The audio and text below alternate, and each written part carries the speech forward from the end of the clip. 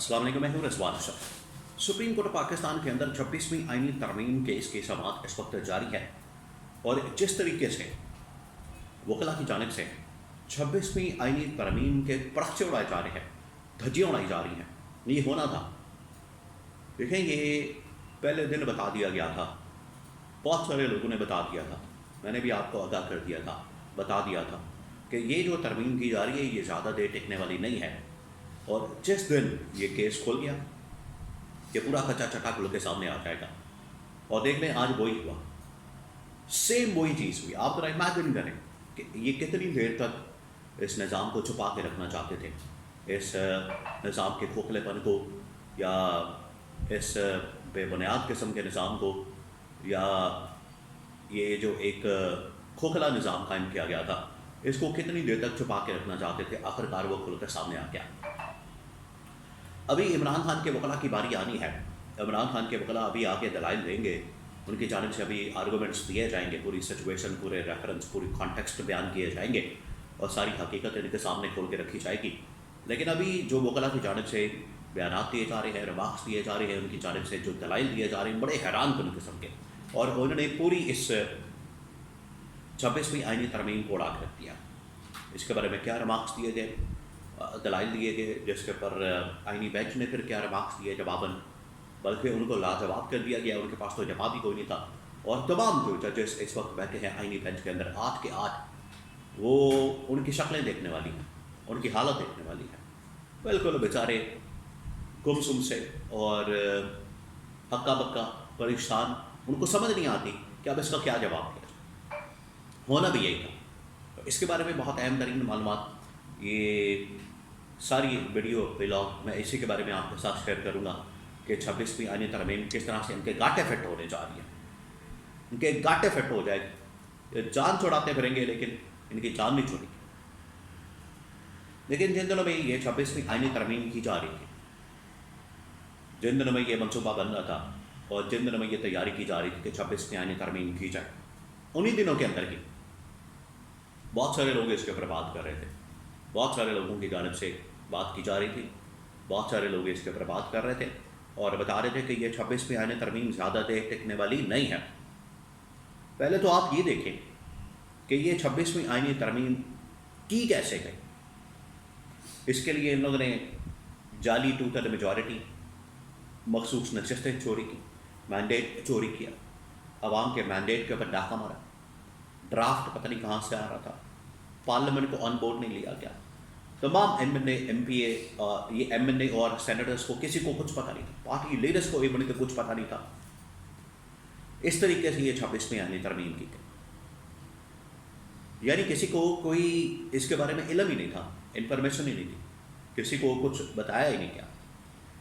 اور یہ اچانک سے راتوں رات بالکل اسی طریقے سے جیسے پی سی او متعارف کروا دیا جاتا ہے، آئین کو معطل کر دیا جاتا ہے، بالکل اسی طریقے سے جس طریقے سے جمہوریت کے اوپر شب خون مارا جاتا ہے، ڈاکہ مارا جاتا ہے، بالکل اسی طریقے سے یہاں پر آئین کو معطل کر دیا گیا۔ پی سی او کے تحت ججز کو لایا گیا حکومت کی سہولت کاری کرنے کے لیے، ان ججز کو لا کے مینج کر کے 2/3 میجورٹی بنا کے جعلی نشستیں، جعلی چوری کی مخصوص نشستیں، جعلی مینڈیٹ کے ساتھ، یہ سارا کچھ کر کے تو ان لوگوں نے 26ویں آئینی ترمیم پاس تو کر لی۔ اکرم شیخ کی جانب سے جو دلائل دیے گئے ہیں سپریم کورٹ پاکستان میں اس کیس میں، آج 26ویں آئینی بینچ کے سامنے، جس میں پاکستان کے ٹاپ ججز موجود ہیں، ان کے سامنے یہ جو انہوں نے دلائل دیے، ان کی جانب سے جو بات کی گئی، بڑی حیران کن قسم کی، اور انہوں نے 26ویں آئینی ترمیم کا پول کھول کے رکھ دیا۔ خاص طور پر جب انہوں نے بات کی حسین اور یزید کی، حسین علیہ السلام، ان کا قیام کرنا، ان کا ڈٹ جانا، اور یزید کا ظلم اور جبر، اس سے یہ تصویر دی گئی آج کے سچویشن کو، آج کے حالات و واقعات کو، اور کہا گیا کہ میں یزید کی بات نہیں کر سکتا، جس کا مطلب ہے کہ اس 26ویں آئینی ترمیم کو انڈورس نہیں کیا جا سکتا، اس کی سپورٹ نہیں کی جا سکتی۔ 26ویں آئینی ترمیم کو سپورٹ کرنے کا، انڈورس کرنے کا، اس کی حمایت کرنے کا مطلب یہ ہے کہ آپ نے یزید کے ہاتھ کے اوپر بیٹھ کر آپ نے یزید کو انڈورس کر دیا، آپ نے اس 26ویں آئینی ترمیم کے ذریعے سے غیر قانونی نظام حکومت کو، نظام عدل کو، نظام انصاف کو، نظام عدلیہ کو قبول کر دیا، اس کو ماننے سے انکاری۔ اقرب شیخ نے اپنے ساتھ ہی اس کے بنیاد ہلا کے رکھ دی اور بتا دیا کہ یہ 26ویں آئینی ترمیم اصل میں یزید کو سپورٹ کرنے کے مترادف ہے، اور یہ یزیدیت کے اوپر کھڑا نظام، اس کو قبول نہیں کیا جا سکتا۔ اقرب شیخ نے تو صحیح معنوں میں آج حق عطا کر دیا ہے، آئین کے مطابق، قانون کے مطابق آئین اور قانون کے اوپر کھڑا ہونے کا حق عطا کر دیا۔ حالانکہ اس سے پہلے یہ پی ٹی آئی اور عمران خان آلریڈی، عمران خان تو پہلے دن سے یہ آواز اٹھا رہا ہے، اور اب عمران خان کے ساتھ پوری پبلک، پوری عوام، پاکستانی قوم عمران خان کے شانہ بشانہ اس کی آواز میں آواز ملا رہی، ہاں میں ہاں ملا رہی ہے، ایک زبان ہو کر، یک زبان ہو کر یہ بات کر رہی ہے۔ لیکن آج جب وکلا کو موقع ملا، اور جس کو بھی موقع ملے گا وقت کے ساتھ ساتھ، یہ آپ دیکھتے جائیں، جس بندے کو بھی موقع ملے گا وہ اس آئینی ترمیم کو اڑا کے رکھ دے گا۔ کوئی اس آئینی ترمیم کو ماننے والا نہیں ہے، کیونکہ یہ آئینی ترمیم اصل میں ایسی کھوکھلی، بے بنیاد، بے سروپا، بے تکی قسم کی آئین اور قانون سے انحراف کرتے ہوئے، اس کے بنیادی ڈھانچے کو تبدیل کرتے ہوئے انہوں نے کہا کہ یہ ہم نے ریاست کا مکمل طور پر ڈھانچہ بدل دیا ہے، اور یہ بات بھی ٹھیک ہے۔ جن دنوں میں یہ پاس ہو رہی تھی، جن دنوں میں یہ کی گئی، میں خود بھی اس کے بارے میں بات کر رہا تھا کہ اس نے آپ کی ریاست کے ستونوں کو ہلا کے رکھ دیا ہے، اور ریاست جن ستونوں کے پر کھڑی ہوتی ہے اس کا جو ایک پلر ہے، ایک سب سے اہم پلر، وہ ہے عدلیہ، باقی ایگزیکٹو ہے یا لیجسلیٹو ہے، مقننہ ہے،